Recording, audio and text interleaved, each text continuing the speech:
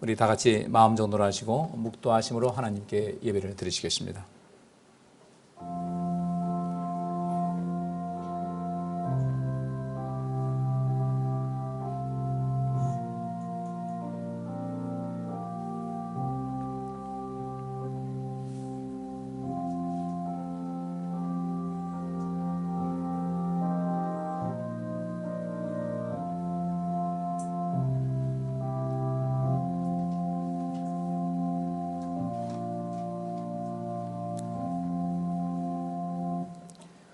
일어나라, 빛을 발하라.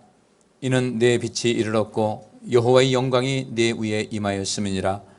보라, 어두움이 땅을 덮을 것이며 캄캄함이 만민을 가리우려니와 오직 여호와께서 내 위에 임하실 것이며 그 영광이 내 위에 나타나리니 열방은 내 빛으로 열왕은 비치는 내 광명으로 나아오리라. 아멘. 좋으신 아버지 하나님, 금년 한 해도 저희들 나름대로 열심히 살아왔습니다. 그리고 2021년도 마지막 주일을 맞이했습니다.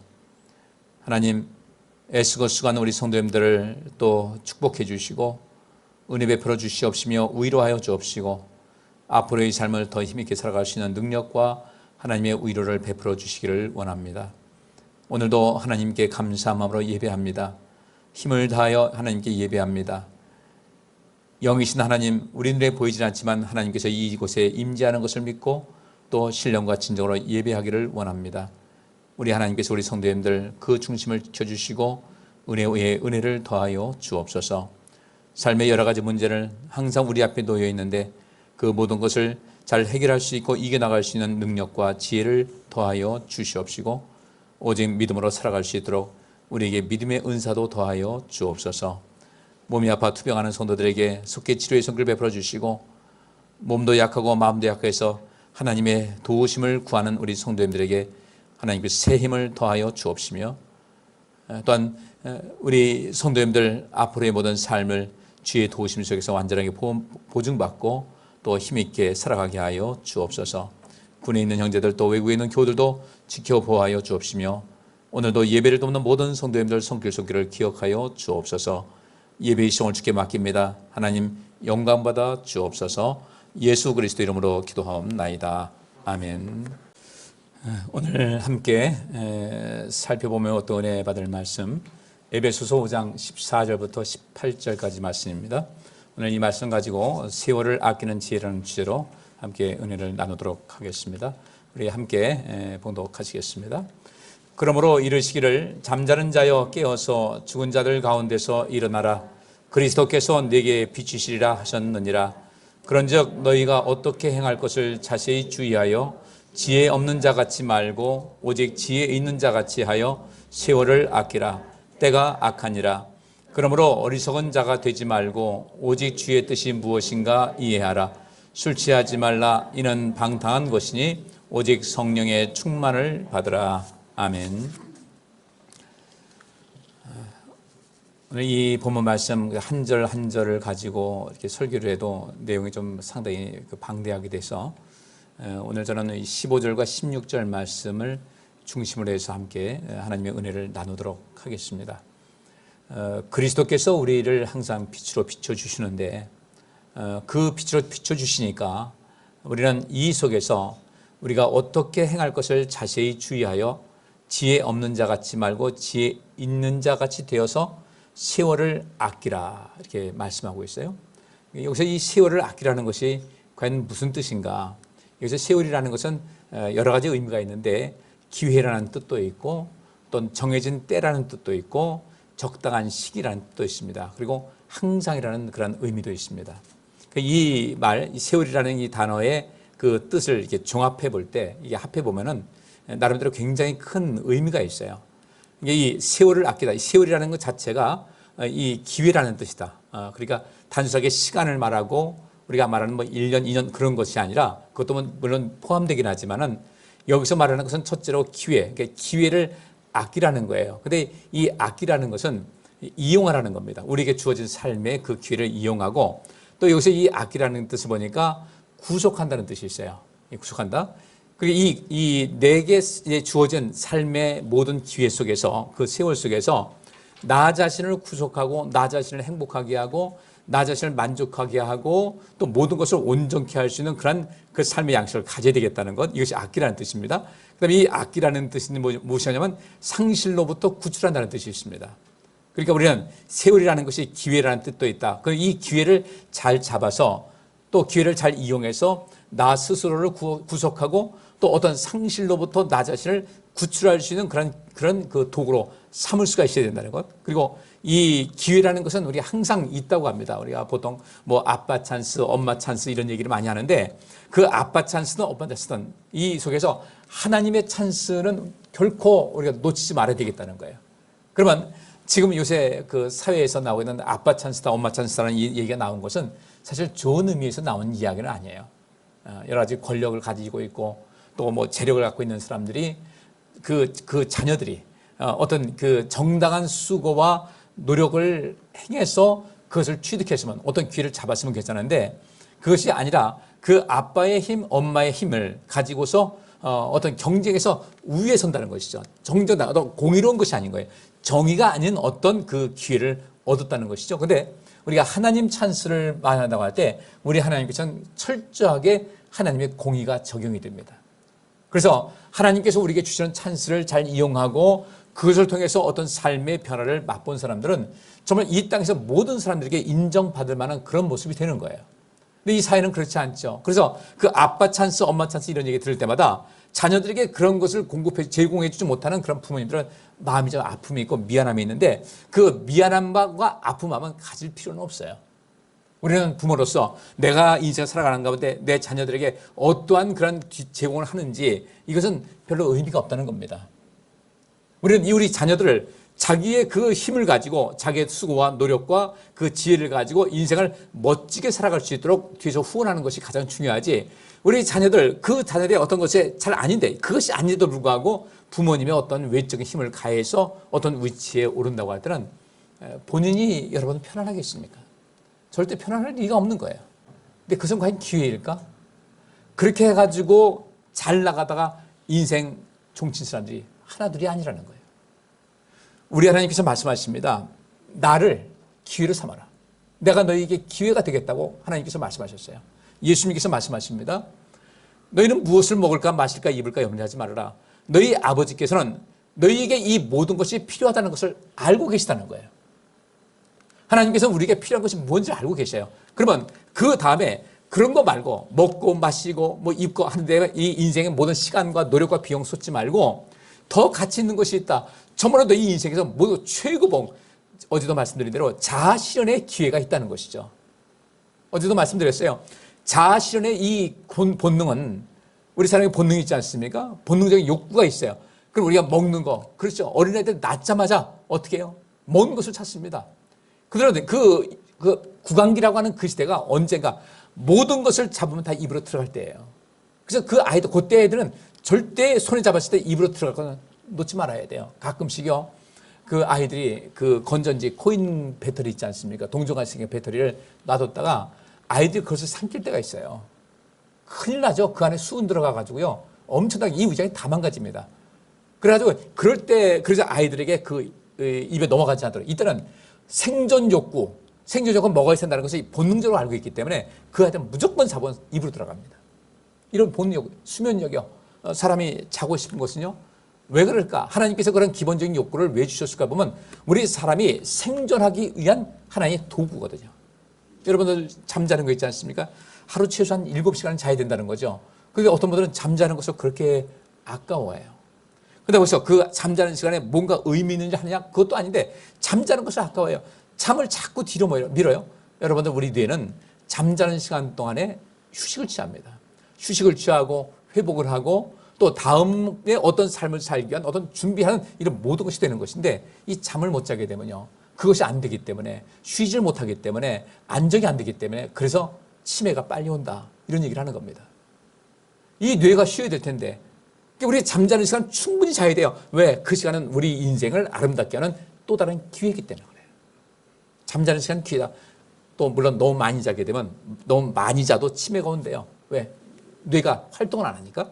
그럼 이런 모든 속에서 우리 삶을 어떻게 살아야 될 것인가를 관심을 좀 많이 가질 필요가 있다는 거예요. 그러면 이런 우리 하나님께서 우리에게 주신 여러 가지 욕구가 있는데 그 욕구 중에 최고의 욕구가 자아실현의 욕구다.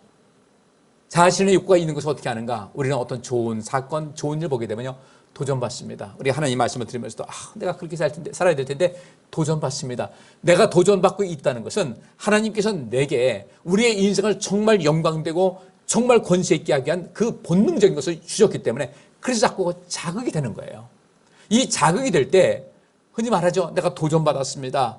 그런데 어떤 사람이 그런 책을 썼어요. 바보는 항상 도전만 받는다. 도전받고 나서 우리가 그것을 여기 있는 말씀대로 세월을 아껴서 그것을 활용할 수 있게 되면은 우리는 정말 나중에 보통 그렇죠. 젊은 사람들은 꿈을 먹고 살고 노인들은 추억을 먹고 산다고 그러는데 우리 나이 먹어서 나중에 늙었어요. 좋은 추억거리 있어야 되지 않겠어요? 이것도 중요한 겁니다. 추억 먹고 산다는 것이 잘못된 것은 아니에요. 바라봤을 때 나 참 인생 멋지게 살았다. 좋은 추억을 간직하고 인생 살아가는 것. 이 사람이 바로 세월을 아끼는 거예요. 뒤돌아보자. 회화 만나만. 그래가지고 항상 자기 연민에 빠지고 돌아보면 눈물만 나고 그렇게 하지 말고 우리 인생의 세월을 아껴서 어떻게 될 것인가. 그 기회, 이 세월이라는 것은 기회를 위해서 또 정해진 때 적당한 시기를 위해서 운동선수들 열심히 운동합니다. 그들은요 열심히 운동합니다. 그러면 실제로 시합이 있는 날은 전체 날씨처럼 많지 않거든요. 축구 선수들은요 보통 4일, 5일 지난 다음에 게임 한번 뛰면요 4, 5일 지난 다음에 한 5일 정도 지난 다음에 다음 게임을 합니다. 왜? 그동안 몸을 회복시키기 위해서 그게 쉬는 거예요. 그러면 그 쉬는 동안에 그냥 쉬냐? 아니죠. 내가 축구 경기에 나갔을 때 골 하나라도 더 넣어서 그래서 다른 사람들에게 나는 이렇게 실력 있는 사람이라는 것을 어필할 수 있어야 돼요. 보여줄 수 있어야 돼요. 그 보여주기 위해서 연습하는 그 시간이 그들에게는 무엇이다? 그것이 바로 기회라는 거예요. 우리가 항상 기회, 어떤 결정적인 어떤 순간을 맞이하는 그 기회가 항상 있을 수도 있지만 사실은 내 인생을 변화시킬 수 있는 어떤 좋은 기회. 그러니까 어떤 사람이 후보로만 있다가 오늘 한번 주저는 나가라서 보냈어요. 그러면 이 사람에게 기회죠. 여기서 그 사람 어떤 마음이 있겠어요? 오늘 내가 좋은 모습 보여줘서 각인시켜줘가지고 다음에 내가 계속 이런 모습에 나가야 되겠다 이 생각하지 않겠습니까? 어떤 야구 선수들은요 주전으로 뛰던 사람이 부상을 입었어요. 근데 이 사람 별로 후보로서 별로 이름이 나지 않았는데 이 사람이 어쩔 수 없이 그 후보를 주전으로 내보냈는데 거기서 맹활약을 하는 겁니다. 그래가지고 그렇게 해서 주전으로 계속해서 나가는 사람들도 있어요. 그럼 그런 사람들이 후보로 있다가 어떻게 해서 그렇게 주전으로 나갈 수 있었는가? 그는 그 기회, 적당한 때, 정해진 때, 적당한 시기에 맞춰서 그는 이 세월을 아끼고 훈련을 끊임없이 계속한 거예요. 훈련할 때는 보이지 않지만은 실제로 경기에 나가서 이 사람의 뛰어난 활약을 보게 되면 이 사람 괜찮네. 우리가 몰랐네. 그러면서 그 다음에 적당한 자리, 좋은 기회를 잡게 되는 것이죠. 따라서 세월을 아끼라고 할 때 이 아낀다는 뜻이 상실로부터 구출하다, 이용하다, 후속하다. 예수님께서 우리를 대속하셨다는 그 말이 여기서 아낀다는 말과 같이 쓰여집니다. 그럼 우리는 우리 자신을 아껴야 돼요. 우리 자신을 아껴서 어떤 기회가 있을 때 그 속에서 그것을 발돋움할 수 있는 그런 기회가 되어야 됩니다. 상실로부터 구출할 수 있어야 돼요. 그러면 이 상실한 마음이 있을 때 그때 다른 거 하지 말고 열심히 매일매일 일상에 충실하게 인생을 살아가는 거예요. 우리 인생에 위기를 만났다. 이 위기를 만났을 때 가장 중요한 행동 양식은 무엇인가? 일상에 최선을 다하는 거예요. 근데 이 위기를 당한 사람들은 그 생활 패턴을 잊어버립니다. 감각을 잃어버려요. 그래가지고 휘청휘청합니다. 그런데 이 위기를 잘 극복할 수 있는 사람은, 그 능력 있는 사람들은 일상에 최선을 다합니다. 우리가 하나님을 섬기려는 신앙생활도 열심히 하고 내 주어진 데 최선을 다합니다. 그러면서 주변을 바라볼 수 있어야 할 텐데 일상 내가 마땅히 행해야 될 모든 것은 다 놓쳐버리고 걱정하고 근심하고 방황하고 술에 빠지고 이러다가 인생을 망가뜨리는 경우가 얼마나 많은지 몰라요. 우리의 기회는 그 기회에 대한 항상 이 위기가 뒤따라갑니다. 복권 엄청난 그 돈이죠. 다 복권 사서 당첨되고 싶죠. 근데 이 복권에 당첨된 사람들을 나중에 통계를 내보니까 복권 당첨됐는데 95%의 사람들이 복권 당첨되기 이전보다 삶이 더 망가졌더라는 거죠. 그게 굉장한 기회가 왔습니다. 그 기회를 어떻게 했어요? 아끼지 못했어요. 관리를 못한 거예요. 이용하지 못한 거예요. 그것을 통해서, 그 기회를 통해서 자기 이제까지 누리지 못했던 이런 모든 삶을 복된 삶으로 이어갈 수 있는, 상실로부터 구출할 수 있을 때 구출하지 못한 거예요. 그 엄청난 돈이 자기의 생명을, 자기의 삶을 구속해 주지 못하고 오히려 망가뜨리게 됐다. 그래서 여기 있는 말씀대로 세월을 아끼라는 뜻은 굉장한 의미가 있습니다. 저는 오늘 2021년도 마지막 주일을 맞이해서 우리가 과거 2021년도 한 해를 뭐 길게 바라볼 거 없어요. 금년 한 해를 우리가 어떻게 살았을까? 나는 과연 세월을 아껴서, 여기 보니까 때가 악하다고 했는데 이 때가 악하다는 것은 우리의 인생을 살아가는 가운데 많은 장애물이 있다는 겁니다. 지금 코로나19도 우리의 장애물이 될 수 있고요. 그에도 많은 그런 장애물 요인이 있습니다. 이 세상 분명히 그게 쉽지 않습니다. 참 어려워요. 이때 우리는 여기 오늘 본문에 있는 말씀대로 세월을 아끼라. 하나님께서 내게 주신 어떤 기회가, 그 기회를 잡아야 될 텐데 어떤 기회가 왔을 때 그 기회를 받아서 나를 구출할 수 있고 내가 그것을 이용해서 내 삶을 더욱더 번창하는 삶, 복 있는 삶을 살아가기 위해서는 그 때를 위해서, 그 내게 기회가 올 때, 그 적당한 시기, 정해진 때에 맞춰서 내가 온전하게 내 모습을 보여줄 수 있도록 매일매일 열심히 살아가는 거예요.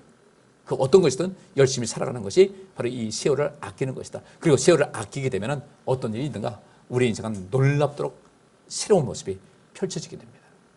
오늘 이런 그 주제를 놓고 성경에서는 또 어떻게 말씀하고 있는가? 이 기회를 잡은 사람들, 기회 잡았다고 해서 항상 뭐 기회가 늘상 물론 있죠. 아버지 찬스가 있으니까. 우리 하나님 아버지 찬스 있지 않습니까? 우리 예수님께서 뭐라고 하세요? 세상 끝날까지 내가 너희와 항상 함께 있을 것이다 라고 말씀하셨어요. 너는 내 이름으로 무엇을 구하든지 다 이루어질 것이라고 약속해 주셨어요. 우리 하나님 아버지께서 뭐라고 하셨습니까? 아주 단순한 원리입니다. 자, 이 하나님 말씀은 너희는 내 말을 잘 듣고 그 다음에 그 말에 순종하고 들은 다음에 들었는데 에이 이게 뭔 소리야 하고서 됩니다. 그러니까 우리가 리모컨이 있어요. 그러면 텔레비가 한참보다 재미없으면 어떻게 돼요? 돌려버려요. 안 듣는 거예요. 별로 듣고 싶지 않아. 안 돌리는 거예요. 근데 이 하나님 말씀은 잘 들어야 돼요. 듣고 순종한다는 것은 그 말씀을 내가 수용하는 겁니다. 아, 저렇게 살아야 되겠다. 그 다음에 실천하는 삶이에요. 잘 듣고 순종하고 실천하게 되면 이 땅의 모든 것 속에서 큰 복을 주겠다고 약속해 주셨어요. 이 찬스가 우리에게 누구나 있는데, 그러면 이 찬스를, 우리가 이 기회를 매번 그것을 누리는 것이 아니에요. 어떤 상황에서 결정적으로 내가 발돋움할 수 있고 내 삶의 새로운 지평이 펼칠 수 있는 어떤 적당한 시기와 적당한 정해진 때가 오는데, 그 때를 위해서 우리는 어떻게 될 것인가? 지금 우리에게 주어진 모든 일상에 성실하게 세상을 살아가는 것이 중요하다는 것이죠. 성경에서는 이것을 쭉 말씀하고 있어요. 이 본문을 한번 좀, 성경 본문을 보면서 우리가 하나님의 뜻을 한번 살피도록 하겠습니다. 출애굽기 4장 12절부터 17절까지 이제 하나님께서 모세를 부르신 것이 나옵니다. 부르시는 과정이 하나님께서 모세야 부르신 것이 아니라 모세가 산에 갔는데 이 가시떨기 나무가 있는데 그것이 불이 붙었어요. 불이 붙었으면 연기가 나고 그 가지가 타서 없어지고 재료돼야 될 텐데 전혀 불은 붙었는데 그것이 타질 않는 거예요. 너무도 희한한 광경입니다. 그러니까 이 모세가 그것을 찾아갔는데 바로 하나님께서는 그 광경을 통해서 모세를 부르신 거예요. 모세가 그 광경을 받고 갔는데 하나님께서 이제 그게 쭉 말씀하십니다. 자, 우리 백성들이, 너희 민족이 지금 애굽에서 고생하고 있는데 저들이 얼마나 안타깝게 부르시는지 내가 이제 때가 돼서 너를 통해서 저들을 내가 계획한 또 예정한 그 땅에 데려가고 너희 민족을 통해서 내 뜻을 이룰 것이다라고 하나님께서 말씀하시면서 자, 이 일에 내가 앞장서야 되겠다. 나는 너를 리더로 세우고자 한다고 주께서 말씀하신 거예요. 그런데 여러 가지 말씀하실 때마다 모세가 그럽니다. 아이고, 저 못할 것 같은데요. 안 될 것 같은데요. 근데 마지막 판에 이렇게 하나님께서 쭉 말씀하신 다음에 이렇게 이 12절 말씀하니까 뭐라 그럽니까? 자, 가거라 그랬어요. 영문 성경에 뭐냐? Go Moses 그렇게 얘기합니다. Go Moses. 모세야 가라고 명령을 하십니다. 자, 가거라. 내가 말할 때 내가 너를 도와 내가 할 말을 가르쳐 주겠다. 다 이래서 안 됩니다. 저래서 안 됩니다. 못하겠습니다 하는데 마지막에 제가 말을 잘 못합니다. 그러니까 하나님께서 말씀하시기를 내가 말할 때 내가 너를 도와 내가 할 말을 가르쳐 주겠다. 모세에게 하시는 말씀이 아니고요. 누구한테 하고 계신 말씀이에요? 네? 지금 우리에게 하시는 말씀이에요.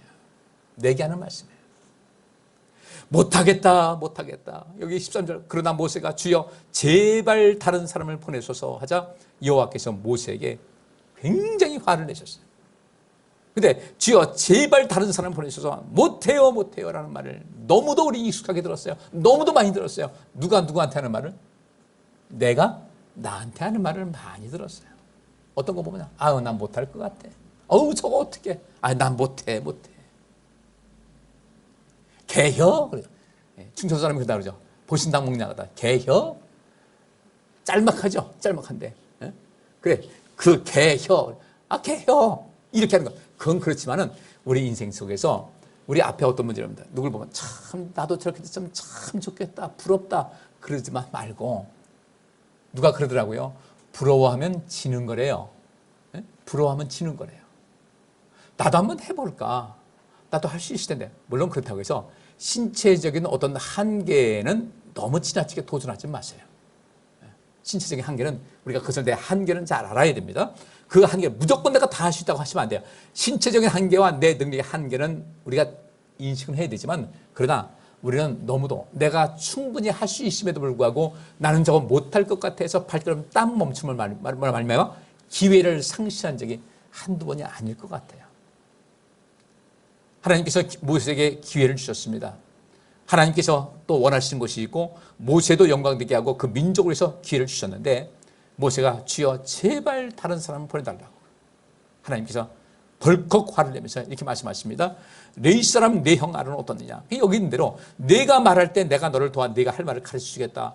그러시겠어요. 제가 할게요 그랬으면요 굳이 아론을 부르지 않아도 되는 것이거든요. 근데 모세가 떠나지 못한 것이 있어요. 버리지 못한 것이 두 가지가 있었습니다. 결국은 놓을 수밖에 없었는데 뭐였어요?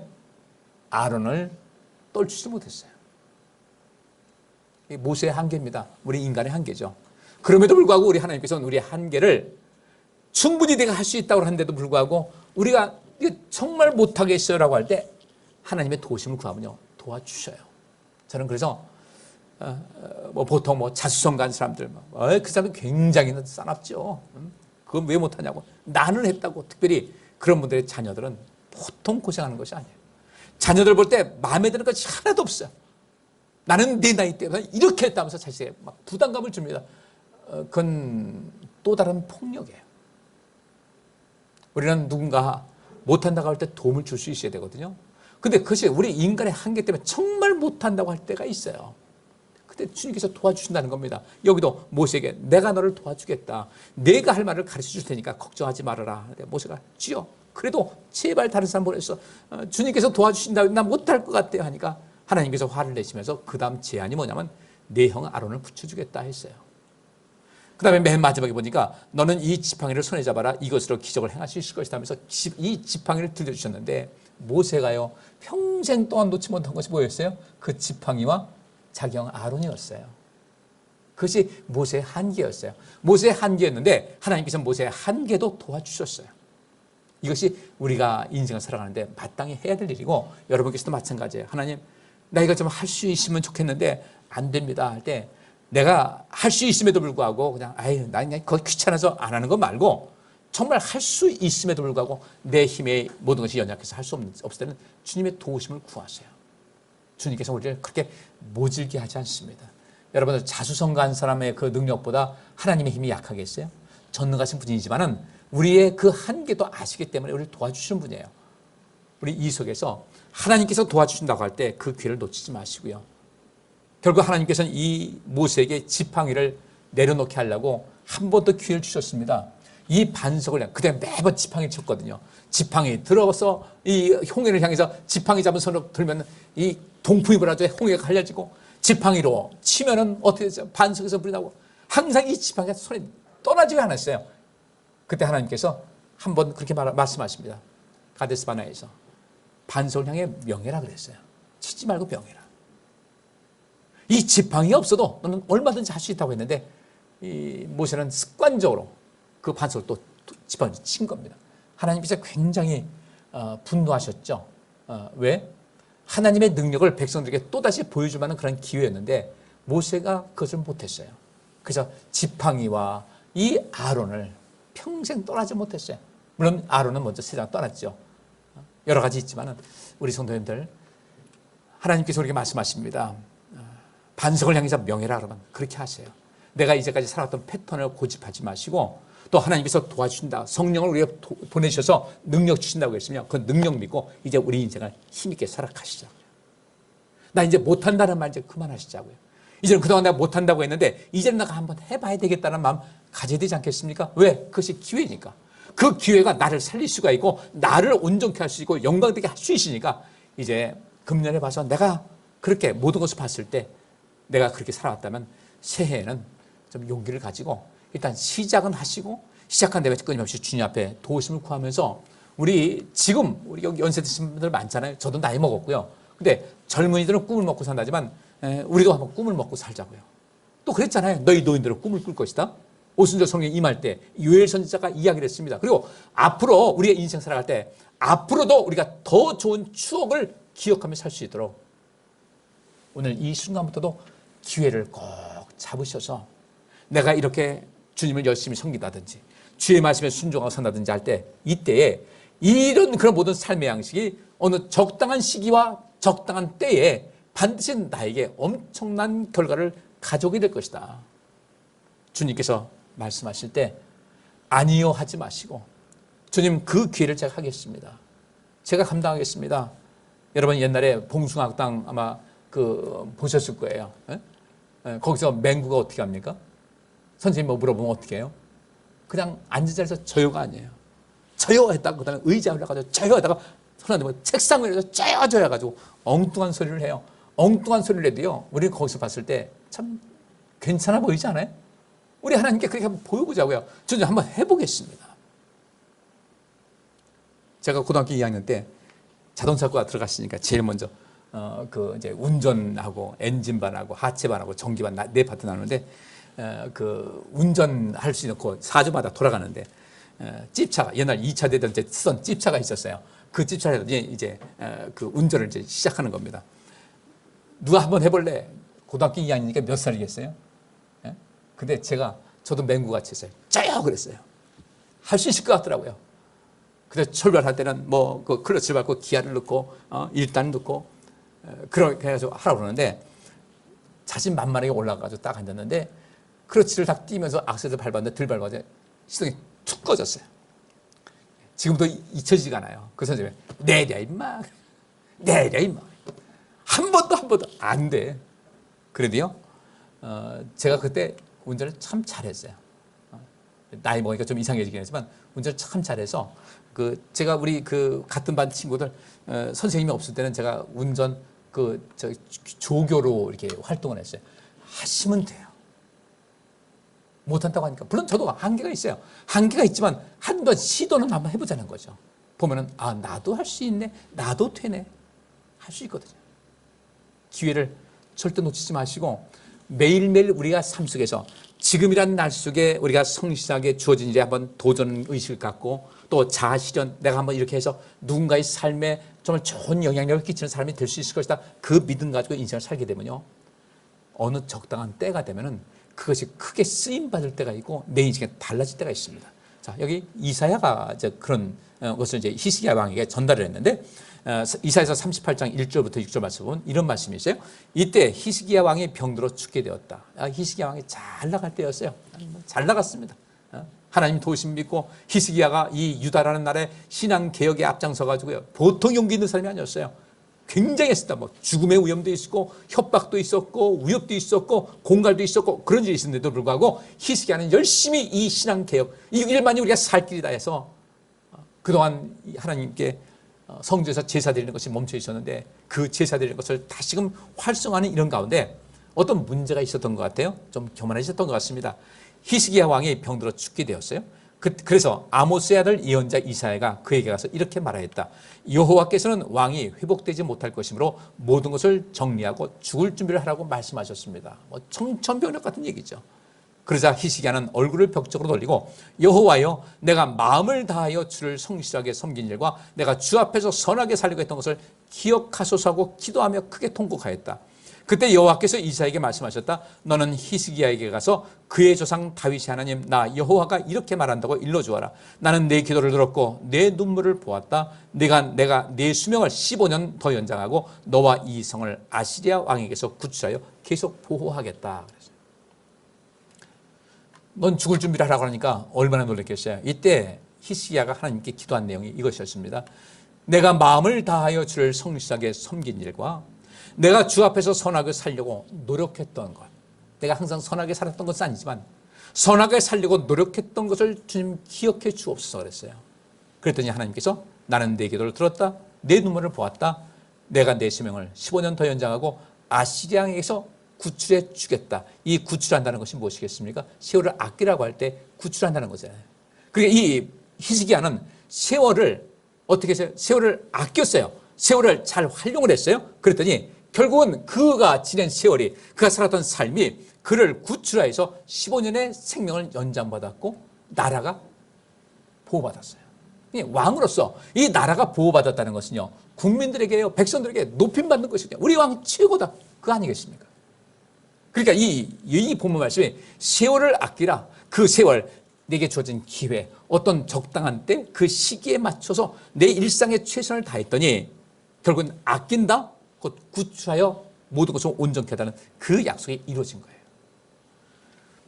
여러분들, 여기 말씀 속에서 위기입니다, 하나님께서 죽을 준비하라고 하니까 히스기야가 하나님, 제가 이제까지 일상생활하는 가운데 마음을 다하여 주를 성실하게 섬긴 것을 하나님께서 아시지 않습니까?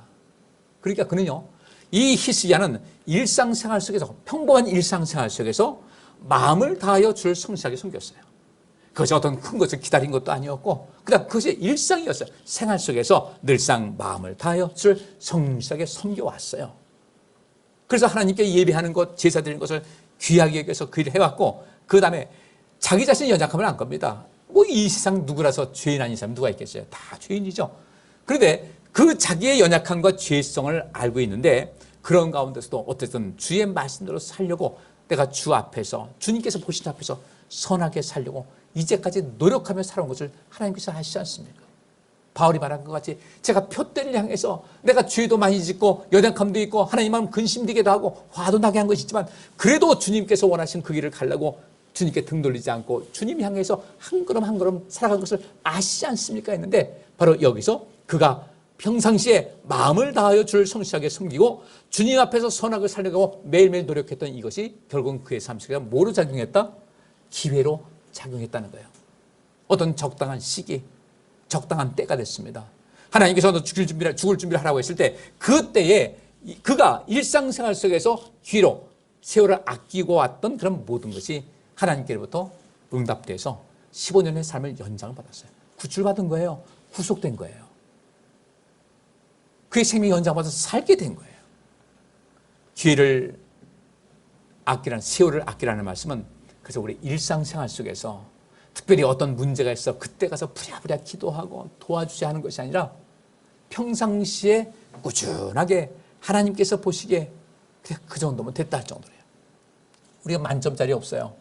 전 그래서 늘 말씀드려요. 우리 60점은 받자. 그죠? 뭐 이렇게 그 검정고시도 평균 몇 점이면 돼요? 60점이에요. 그래서 이 검정고시 본다는 분한테 그렇게 얘기합니다. 60점만 넘으면 돼요. 100점도 아니야, 80점도 아니야, 70점도 아니야. 60점만 넘으면 되고 과목당 40점 이하로만 받지 않으면 된다. 40점짜리가 있다 할지라도 평균 내서 60점 되면 되는 거니까 한번 해보라고. 됩니다. 왜 안 되겠어요? 무서운 거예요. 두려운 거예요. 그 두렵고 또 여러 가지 걱정되니까 포기를 하는 것, 이것이 세월을 아끼지 않는 삶이 되더라. 히스기야는 세월을 아꼈어요. 마음을 다하여 주를 성실하게 섬겼어요.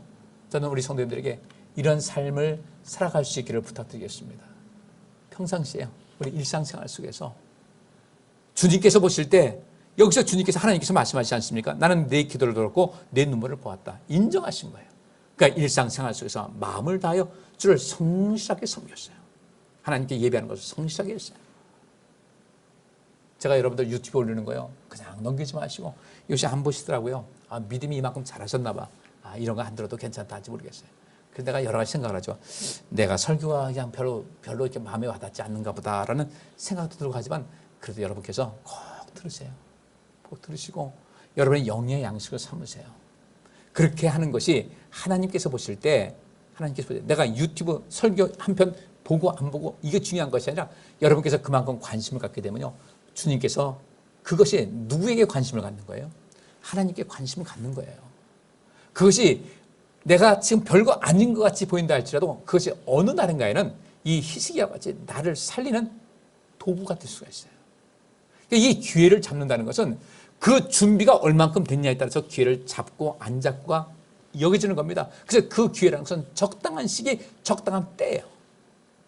그 어떤 결정적인 어떤 적당한 시기와 때에 그것이 나를 살릴 수 있도록 하기 위한 일상적인 것은, 기회를 잡는 것은 우리 평상시 일상생활 속에서 묵묵히 살아가는 거예요. 내 할 일 감당하는 겁니다. 하나님의 자녀로서도 인생을 살아가고 이 시대 사회인으로서 인생을 열심히 살아가고요.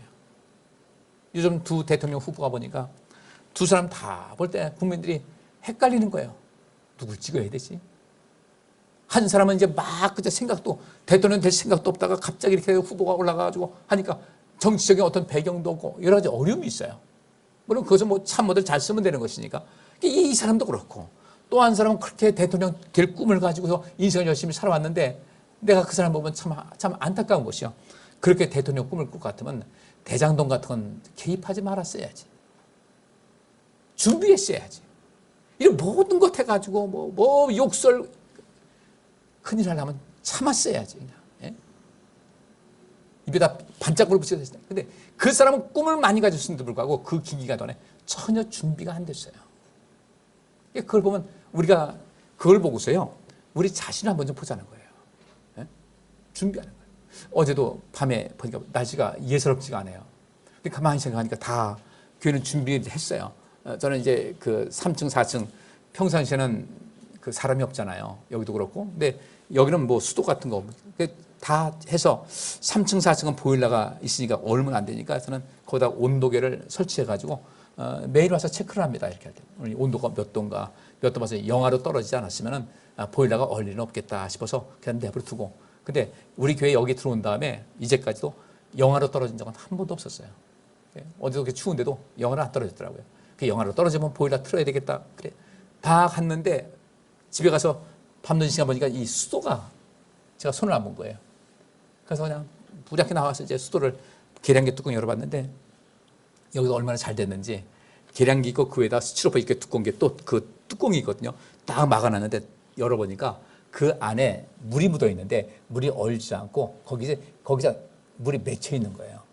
안 온다는 거죠. 왜? 지열이 위에서 올라오고, 땅파스가 지열이 올라오고 위에서 오는 것은 딱 차단되니까 그 안에 물이 맺혀 있다. 그러면 이제 얼지 않겠다 해서 또 옷까지 갖고 간 거 해가지고 덮어놓고서 그러고 왔는데, 준비가 안 되면 어떻게 되겠습니까? 동파되는 거예요. 동파되면 생활에 불편이 있죠. 돈 들어가야 되죠. 짜증나죠. 얼마나 힘들어요? 우리 결정적인 어떤 때가 있어요. 세상에서 인생에 3번 기회가 있다는데 그 어떤 결정적인 때를 위해서 이제는 우리 일상생활을 매일매일 기회를 삼아서 그걸 놓치지 말자는 거죠. 이 히스기야에게는 결정적인 때가 뭡니까? 좋은 기회가 아니었어요. 정말 엄청난 위기였어요. 죽을 준비하시오.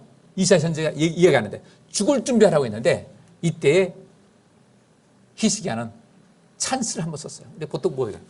찬스 하면서 찬스 썼는데 그 찬스가 뭐였어요? 하나님, 이제까지 제가 마음을 다하여 주를 성실하게 섬긴 것, 제가 주 앞에서 어떻게든 나는 많이 부족하지만 주 앞에서 선하게 살려고 힘썼던 것을 하나님 아시지 않습니까? 이 찬스 딱 들고 나니까 하나님께서 오케이 그러신 거예요.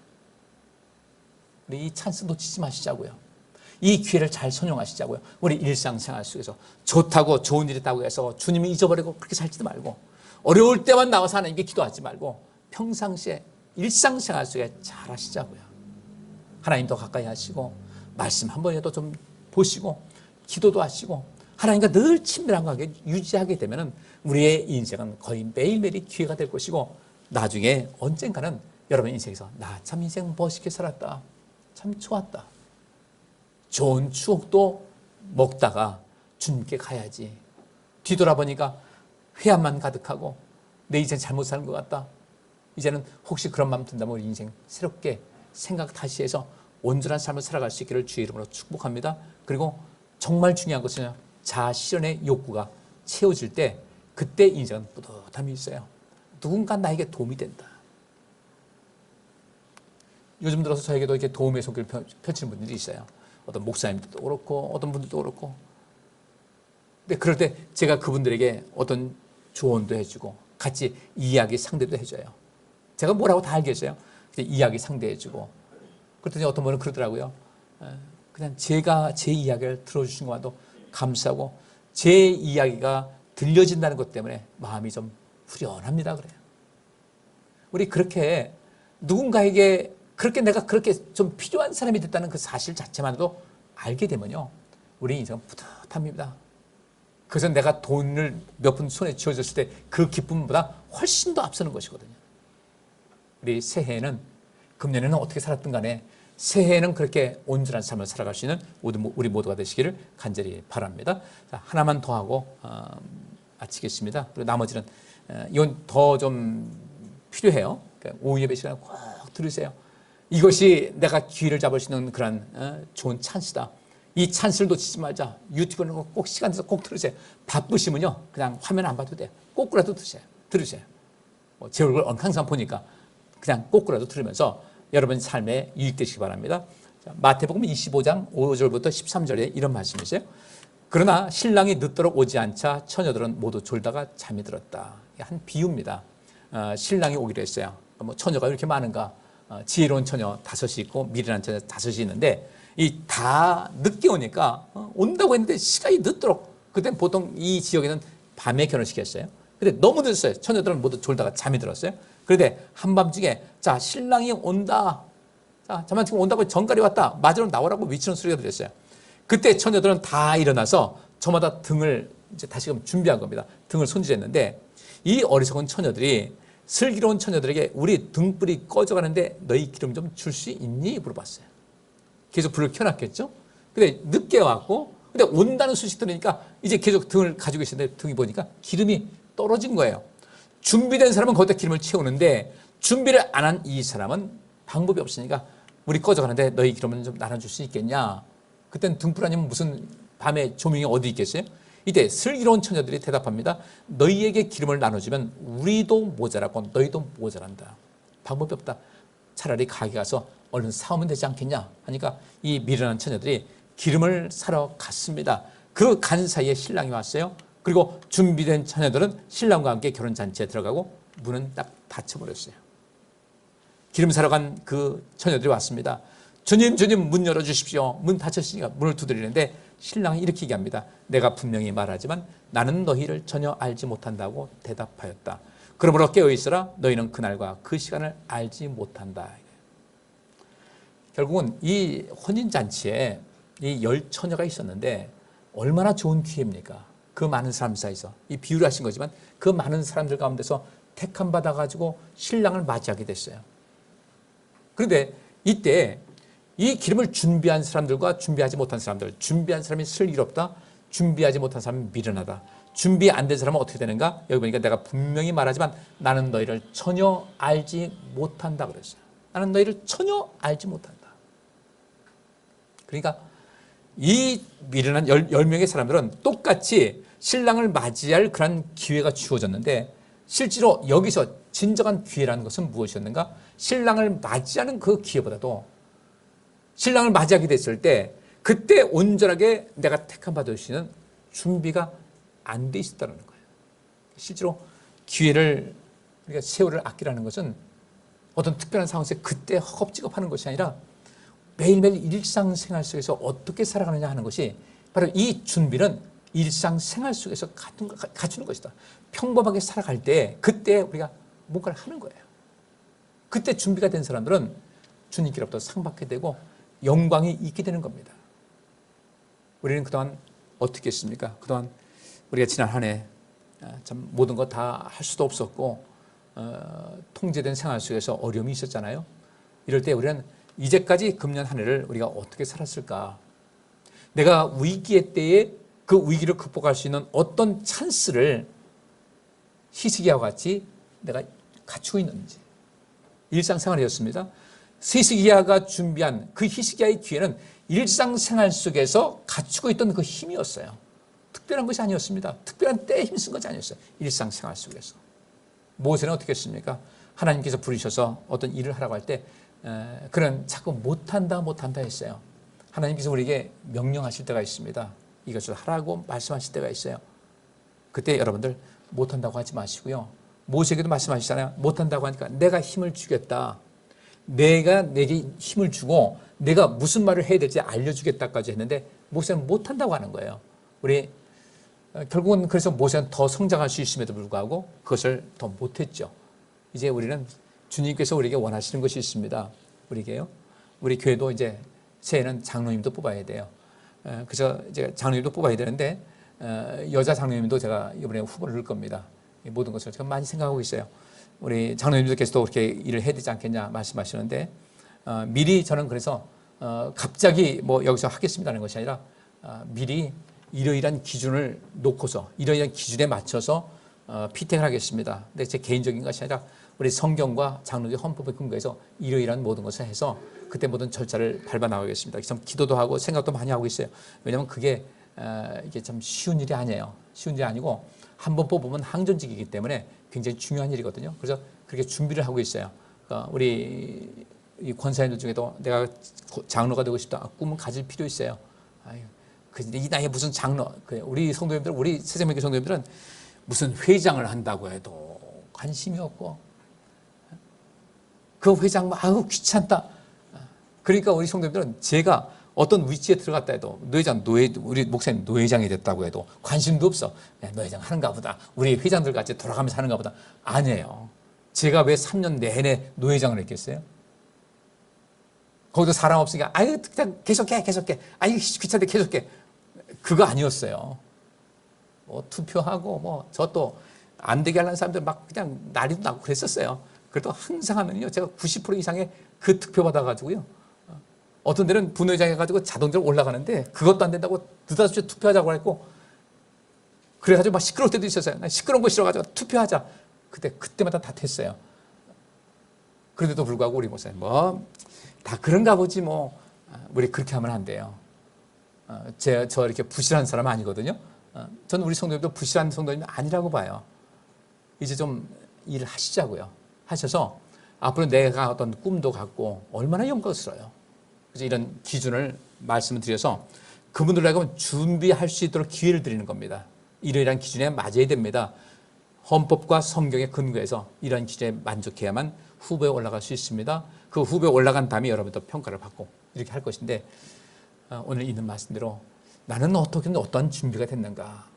여기서 제가 뭐 다음 주에 장로 피택 투표하겠습니다. 이건 안 되는 거예요. 이제까지 그렇게 해왔어요. 늘 한다고 하면서 그것이 안 됐는데 이제는 좀 준비를 해야 되겠다. 좀 관심 가지시고 새해에는 여러분들 못한다 안 한다 이런 말씀하지 마시고 주님께서 나를 쓰시겠다고 할 때는 기꺼이 여러분께서 그것을 감당하셔서 이 영원한 영광이 우리에게 주어진 것인데 그 영광된 삶을 살아갈 수 있기를 주의 이름으로 축복합니다. 이것을 꼭 간직하셔야 돼요. 세월을 아껴서 내가 영광된 삶을 살고 나로 인해서 누군가 살릴 수 있는 그런 인생을 살아야 되겠다. 하나님을 기쁘시게 되겠다. 그러면 우리 인생에 안 될 것이 뭐가 있겠어요? 오늘 마음에 두시고 오후에 제가 또 유튜브 올릴 때 그 말씀 보시면서 내가 어떻게 내가 인생 살았을까? 또 새해는 어떻게 해야 되겠다는 어떤 큰 틀을 그 사고의 틀을 형성할 수 있기를 주의 이름으로 부탁드립니다. 기도하겠습니다. 하나님 감사합니다. 주의 말씀 들었습니다. 이 말씀 들었사오니 우리 자신을 돌아보고 우리 모두 세월을 아끼는 삶을 살아서 그런 삶이 나를 살리는 것인데 내가 살고 내가 또 복받고 그래서 나의 생명력과 내 안에 있는 생명력과 내가 받은 복을 가지고 온 세상에 복을 주는 삶을 살아가게 하여 주옵소서. 우리 새생명교회 성도님들 한 사람도 빠짐없이 그런 삶을 살아서 모두가 다 하나님께로부터 부여되는 명예와 권세와 영광이 차고 넘치게 하시고 우리 성도님들 매일매일 삶이 가정의 삶과 개인적인 삶이 항상 복되고 또 능력으로 충만케 하여 주옵소서. 예수 그리스도 이름으로 기도하옵나이다. 아멘. 여호와께서 여기 모인 모든 성도들과 그의 가정과 그와 관련된 모든 일에 복을 주시고 지켜주시며 따뜻하게 대해주시고 은혜를 베푸시며 사랑스러운 눈으로 바라보시어 모두에게 평안을 주시기를 원하노라. 아멘.